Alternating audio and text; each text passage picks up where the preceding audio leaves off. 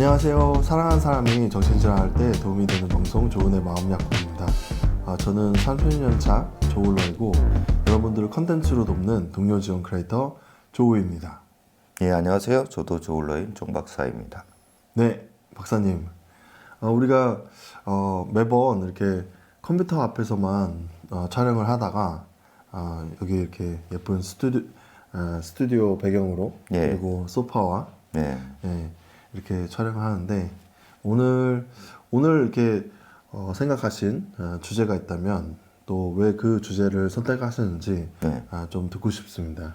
예, 오늘 선택한 주제는 해갖고 당사자가 병식에 대해서 거부할 때 본인이 병에 걸리지도 않았다고 생각하고 약도 먹으려고 하지 않을 때 이게 굉장히 많은 공통적인 문제인데요. 이 문제에 대해서 얘기를 나누려고 합니다. 네.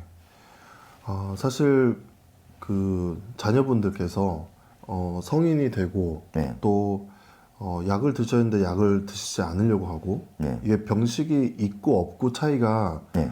굉장히 다르잖아요. 네. 그래서 부모님들 생각에는 약을 먹어야 되는데 네. 근데 성인이고 그 약을 억지로 먹일 수도 없는 부분이고 그래서 저희에게도 상담 의뢰를 많이 하실 때 네.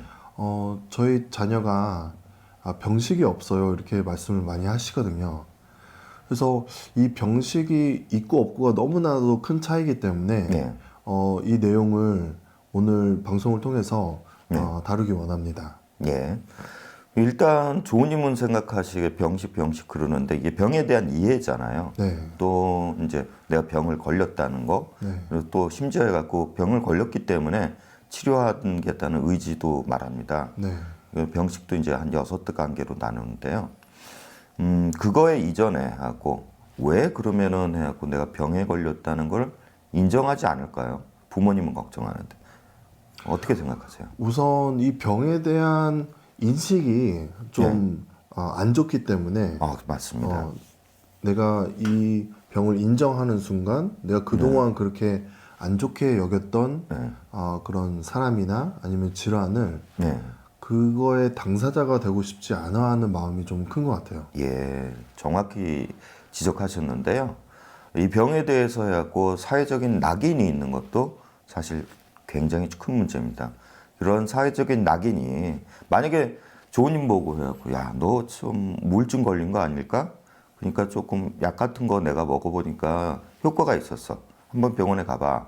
이랬을 때는 얘기가 다른데 이거 같은 경우에는 이제 정신증, 뇌질환이기 때문에 그런 사회적인 낙인이 찍힌 그 부분을 갖다 내가 받아들인다는 건 상대가 얘기하는 순간 나에게 대해서 굉장히 공격적으로 느껴지게 되거든요. 자신의 모든 정체성을 부인당하고 모욕하는 느낌마저 있기 때문에 네. 첫째는 그 부분이 있는 것 같습니다.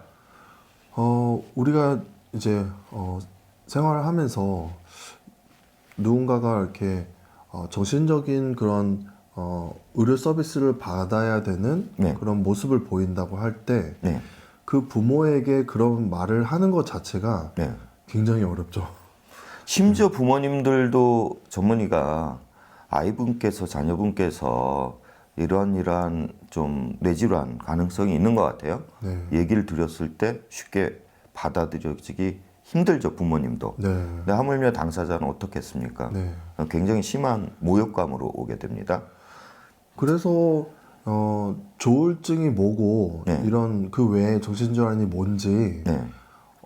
일반 분들, 네. 그러니까 정신질환에 대한 경험이 없었던 분들에게도 이 병이 어떠한 병인지 좀 알려야지 네. 이 병에 대한 인식이 달라질 수 있는 것 같아요. 네. 그래서 너무나도 피지컬한 병이잖아요. 네. 네. 그래서 이제 이런 방송을 하는 목적도 있고요. 네.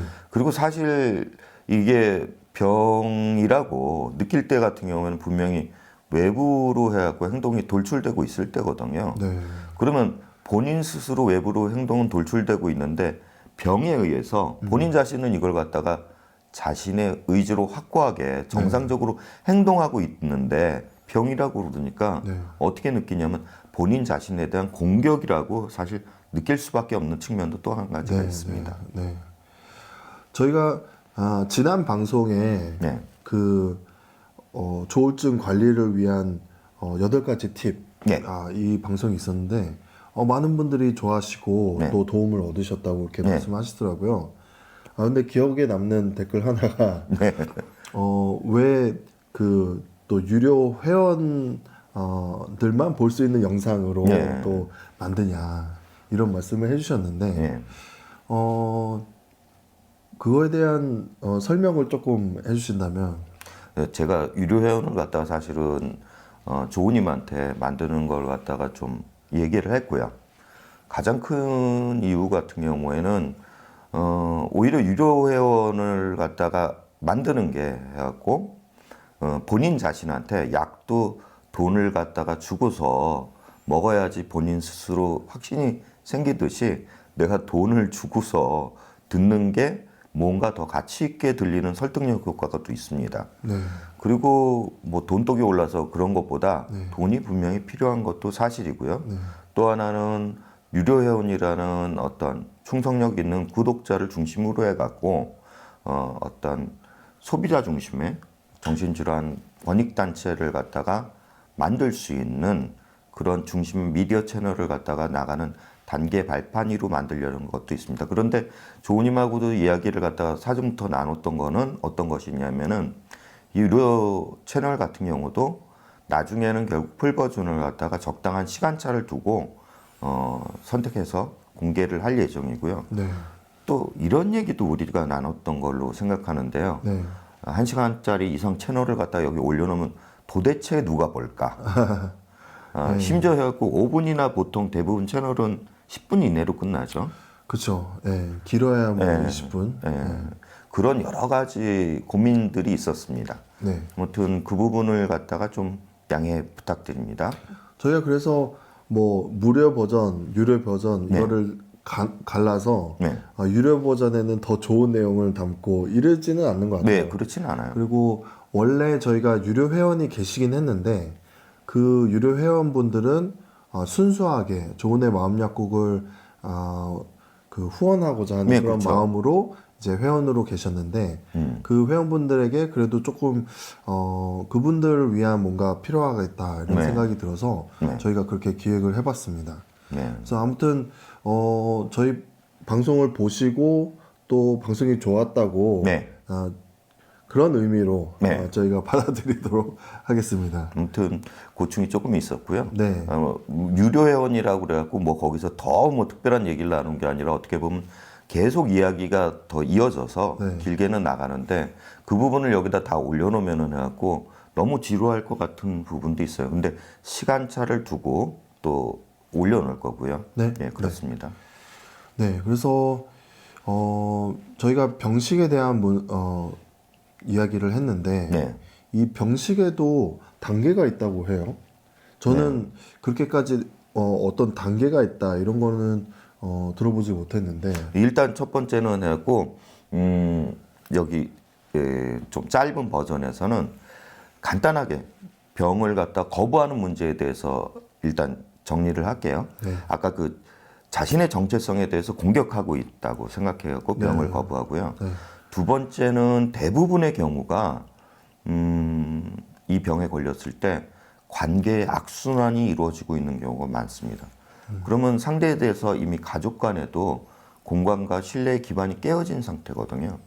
그 상태에서 상대가 말을 갖다 한다고 해서 받아들여지가 수용하기가 힘들겠죠. 네. 이 부분이 분명히 있을 거고 세 번째는 이 병은 바이오 마커가 특별히 없어요. 당뇨는 해갖고 혈당이라는 게 있고 암 같은 경우에는 사진을 찍으면 나오고 여러 가지 그런 증거들이 나오는데 이 병은 어떻게 보면은 해갖고 코에 걸면 코걸이, 귀에 걸면 귀걸이처럼 본인이 좀 정확한 바이오 마커가 없기 때문에 의사가 진단을 내려야지 네. 있는 병이다. 그러니까 그 부분에서 봤을 때 아예 의사한테 가려고 하지를 않죠. 네. 본인 스스로 해갖고 확실한 바이오 마커가 없는 병이기 때문에 그러나 분명히 병이 있다는 거는 사실이고요. 그런데 그 우울증하고 네. 또 조울증은 좀 더 다를 것 같아요. 네, 그렇죠. 예, 우울증 같은 경우는 본인이 힘이 드니까 네, 그리고 평소에 다르다는 거를 알고 네. 우울증 초기 증상 같은 경우는 자기가 우울증이란 거를 감지하지 못할 수는 있는데 네. 완전 다운이 돼서 무기력하고 생활이 어려운 네. 그런 우울증 같은 경우는 자기가 도움을 받고자 하는 그런 사인을 보낼 수가 있는데 네. 조울증은 조금 또 약간 복잡한 문제들이 있어서 네. 네. 그래서 우울증과 조울증, 우울러와 조울러의 그런 병식을 갖는 데 있어서 조금은 다를 수 있다. 이런 말씀을 드리고 싶습니다. 중요한 말씀이고요. 여기서는 좀 짧게 얘기를 해야 되니까 제일 궁금한 것부터 사실은 말씀을 드릴게요. 네. 과연 그러면은 약을 안 먹고 내가 본인에 대해서 병에 대해서도 인정하고 있지 않은데 어떻게 보호자분은 어떻게 행동해야 될까요? 인정하지 않는데 병에 인정하지 대해서. 않고 병원에도 안 가려고 그래요. 약도 안 먹으려고 그러고. 그게 제일 어려운 부분인 것 같아요. 저도 네. 상담을 해보면 당사자가 이런 변화의 의지가 없고 또 병이라고 받아들이지 않고 네. 그렇게 되면 이제 치료 자체를 아예 거부하는 거기 때문에 네. 이런 경우에는 물론 이제 약을 안 먹고 특별한 그런 증상들을 안 보이는 시간이 있을 수 있어요. 네. 있을 수 있는데 이게 조증을 올라탄 그런 시점이라면 네. 이 약물 치료라는 그런 브레이크가 없을 때는 이건 뭐 과속하는 상태에서 뭐 여기 치고 저기 치고 이러면서 일단은 뭐 사고를 치게 되기 때문에 그러니까 뭐 시내를 갖다 거의 180km로 그냥 달리고 있는 행위죠. 네, 그렇기 때문에 어떠한 경로로든 이게 뭐 행정 입원이 됐든 아니면 보호자가 도저히 감당하지 못할 수준의 그런 상태가 돼서 강제 입원하게 되는 그런 일이 제일 많은 것 같아요. 사실 그것도 방법입니다. 네. 그것도 방법인 게 차라리 그게 더 낫다고 그러는 부모님들도 있어요. 그리고 의사분들도 해갖고 심지어 무슨 얘기를 하냐면은 기다려 주시다 보면은 반드시 사고가 터지니까 네. 사고가 나면은 오히려 적절한 사고가 좀 너무 크지 않게 놔주면 그때 입원할 수 있다고 그렇게 얘기하시는 분도 있어요. 그리고 왜 그러냐면은 제가 아까 얘기를 드렸죠. 이제 첫 번째는 해갖고 정체성을 부인당하는 거기 때문에 그 정체성의 문제, 낙인 때문에 사회적인 낙인. 두 번째는 신뢰, 공감의 문제. 세 번째는 바이오마커의 구조의 문제를 얘기 드렸는데 본인의 통체적인 정체성을 갖다가 새롭게 인생을 살다가 조은님 같은 경우 나의 정체성을 바꿔야겠다 그런 마음을 먹게 되는 건 정말 인생 절대절명의 위기가 오거나 네. 어떤 관점을 바꿔야 되는 시점이 와야 되잖아요. 네. 그렇기 때문에 사고가 터지든지 정말 문제의식을 가지게 만들어줘야 되는 겁니다. 네. 근데 그거 말고는 또 방법이 없을까요? 그 당사자가 병식을 갖게 하는데 제일 도움이 되는 그 것들 중에 하나가 네. 회복된 당사자의 이야기를 들려주는 거고 네. 네. 굉장히 도움을 준다고 합니다. 그러니까 이 부분이 저는 이 채널에서 저도 해갖고 난 다음에 이 채널에 지금 방송에서 방송을 하고 있지만 저도 역시 유료 회원입니다. 네. 뭐 여기서 돈을 갖다 받고 방송을 하는 것도 아니고요.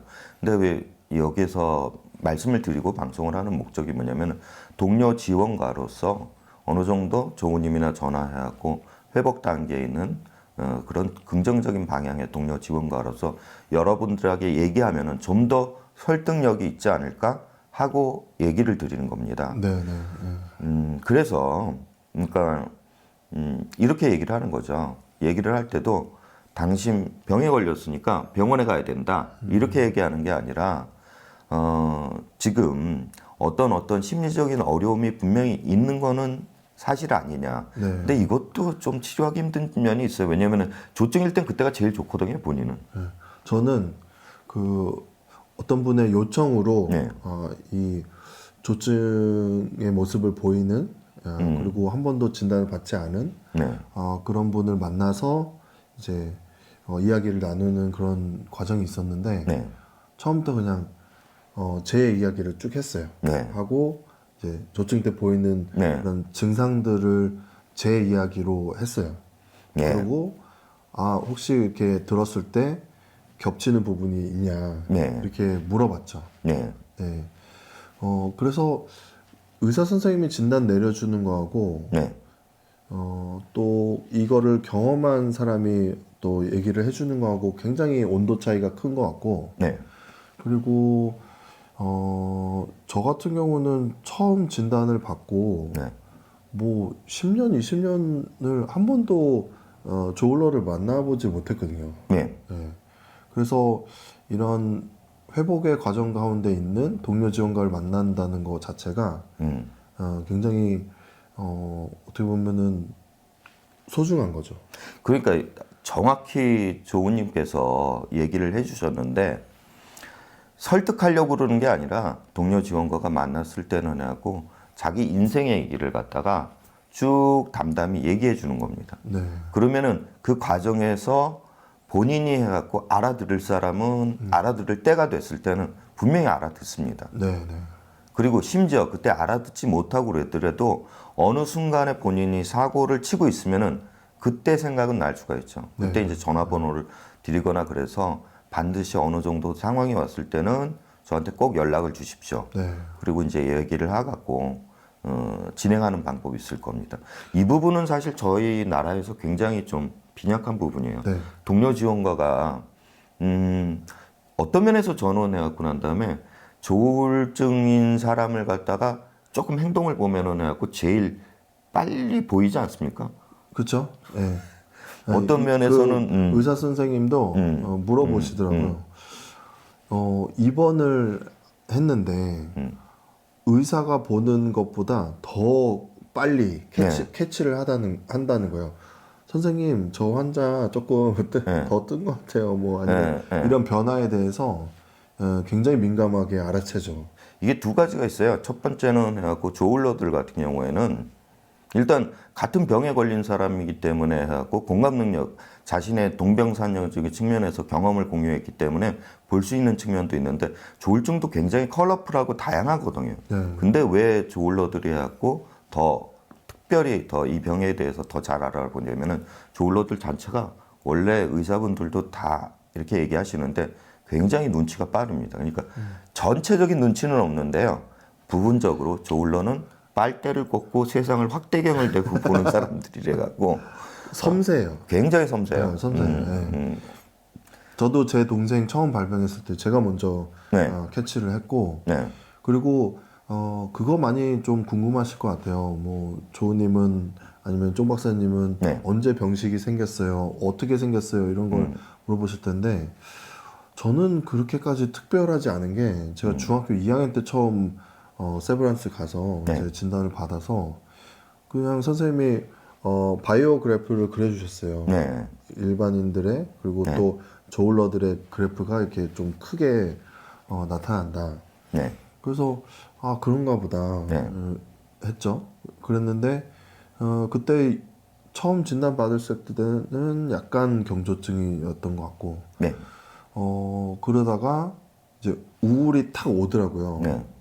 그래서 이게 그때 선생님이 말씀해주신 그 조울의 그래프의 우울 부분이구나. 네. 우울 시기가 나한테 온 거구나. 네. 이거를 딱 알았죠. 네. 그러다가 이제 또 뜨더라고요. 뜰 네. 때도 이제 그냥 선생님이 설명해 주신 대로 그래서 저는 사실 조울러면 평생을 그렇게 살아야 되는 줄 알았어요. 예. 물론 약을 처방해 주셨지만 약을 먹고 또 그 외에 내가 신경 써야 되는 부분들에 대해서 전혀 알지 못했고 네. 그래서 많이 생고생한 것 같아요. 저도 생고생을 했습니다. 생고생을 했고 박사님 같은 경우는 언제 병식이 생기셨어요? 사실 저는 진단 받으신 진단받은 것도 거는 굉장히 굉장히 늦게 늦게 진단을 받았죠. 그리고 나중에 진단 받고 나서 알았죠. 그동안 내가 인간관계에서 그리고 다른 어떤 돌출 행동들이 일어났던 것이 네. 이 병 때문이었구나. 네. 그걸 갖다가 정말 많이 느꼈고 그것 때문에 얼마나 꼭 그런 느낌이었어요. 내 인생 전체가 좀 도둑맞아 버린 느낌.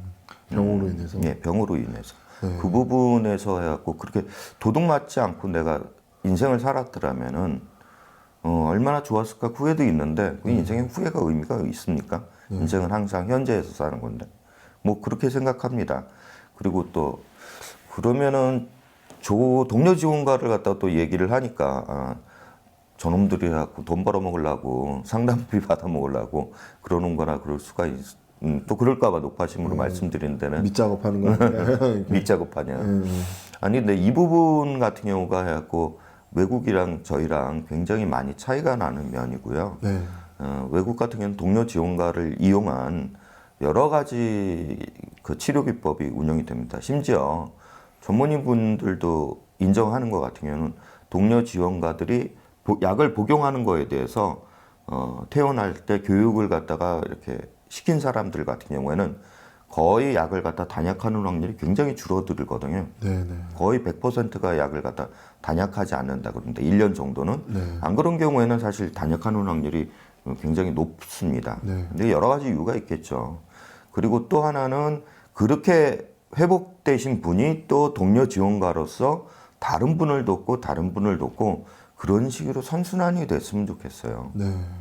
그런 선순환의 구조 같은 경우가 그냥 한 사람의 선한 의지로만 되는 수가 없기 때문에 어떤 시스템적인 선순환 구조를 갖다가 구축하고 싶은 게 좀 희망입니다. 네. 여기까지가 좀 네. 하고 그 다음에 좀 이어지는 풀 버전에서는 병식의 단계 그걸 갖다가 아까 얘기하신 네. 6가지 문제 또 그 정체성이나 다른 문제도 좀 깊이 수다를 떨어보도록 하겠습니다. 네. 그러면 지금까지 제가 처음에 오프닝 멘트를 네. 그냥 조은의 마음협곡에서 평소에 하던 대로 했던 것 같아요. 네, 근데 끝내 끝세라라고. 네, 코너가 끝까지 가본 남자들의 네. 끝까지 살아남기 끝난 끝살이었는데 네, 네. 지금까지 끝난 끝살의 조우 종 박사였습니다. 네, 감사합니다. 네.